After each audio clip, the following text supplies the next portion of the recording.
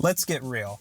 Audio is difficult to capture well. We often deal with reverb, which is sound bouncing off of walls. We invest in a lapel microphone because they sound better. They do sound great. And over time, we learn how to acoustically treat our environment that we're filming in to make that sound better. But then the lapel microphone starts to sound stuffy and closed off.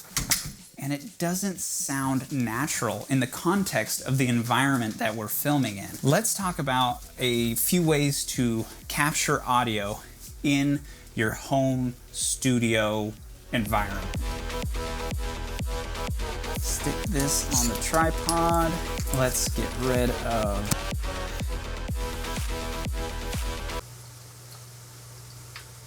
oh, hey. I was editing this video and it got to be about 25 minutes long, so I'm going to go ahead and split it into two.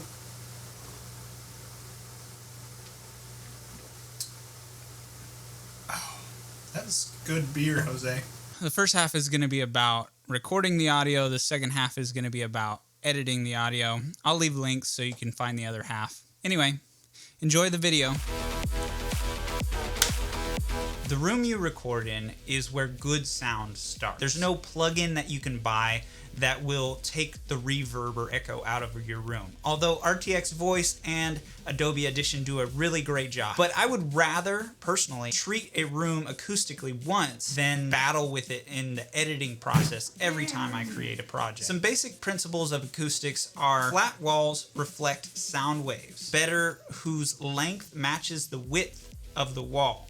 Therefore, if you have two walls that are parallel, that are the same width, as sound bounces, they create a mode. Mode is the name of a frequency that resonates in a room. Rooms will have several modes due to vertical and horizontal distances. You can disrupt modes by placing objects in the corners of rooms. These are often called bass tracks. They are an excellent starting point. As you can see, I put a bookshelf in the corner of my room. Go ahead and place something in the corners of your room and then clap and listen to how the room sounds. If you feel like you need more acoustic treatment, then go ahead and place things on the walls and or ceiling and see how that sounds. Disrupting and diffusing sound is different than absorbing sound. Absorbing sound is much more expensive. This is diffusing sound. Whereas a sound panel, something you might spend $100 to $200 on, is absorbing the sound. Then you have to ask yourself, what do you want in the shot as far as your microphone? Do you care about a lapel on your shirt or a broadcast microphone in your face? Would you prefer a dynamic or condenser microphone? I personally love using my shotgun. It's a Rode NTG2. It sounds great. It's a little bit bassy, but I can EQ that in post-processing. And I have a preset that I've saved that sounds good on my voice, and it's super easy, and I don't really have to think about it in editing. I personally like this condenser because it gives some space to the room. You can still hear some reverb in the room. You can still hear subtle sounds that I make, as opposed to a dynamic microphone that rejects a lot of background noise, or a lapel microphone that's so close to the sound source, aka my voice, the sound source is so much louder than the rest of the room. Having a little bit of room noise is not a bad thing. For example, right now my computer is running with its fans going at full blast. Does it bother you? Maybe it does. Or maybe you didn't even notice until I said so. I personally like to use a shock mount on whatever microphone that I'm using. Obviously you can't do that with a lapel microphone, but shock mounts really help when you're stomping on the floor and you want to absorb some of that boom, boom, boom. You can also EQ out the low frequencies that are going boom, boom, boom. But a shock mount really helps. They're like 15 bucks. Then you have to think about gain staging your microphone. I talked about this in a previous video, but what it comes down to is you need to set your mic levels so that your voice, no matter how loud or excited you get, you never peak out the microphone. It sounds better that way. You can always bring it up in post. Now, bringing it up in editing will bring up your noise level, so you want a good preamp which I don't have. I have a PreSonus audio interface. It sounds noisy.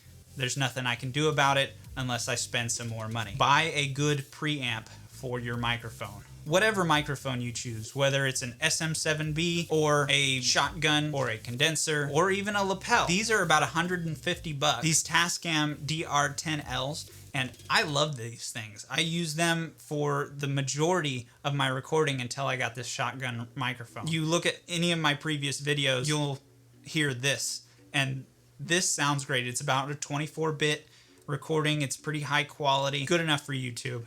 And I've really enjoyed using these. They're super easy to operate, and you just stick them in your pocket, sync up the audio later in editing. Right now, I'm recording into my shotgun microphone, into the PreSonus audio interface, and then into my Windows 10 PC into OBS. Not the best setup because it requires my computer to be on in order to record audio, and eventually I will invest in an external audio recorder. Kind of like this one. The reason I don't use this one is because it requires AA's and I always forget to buy AA's. This one sounds okay.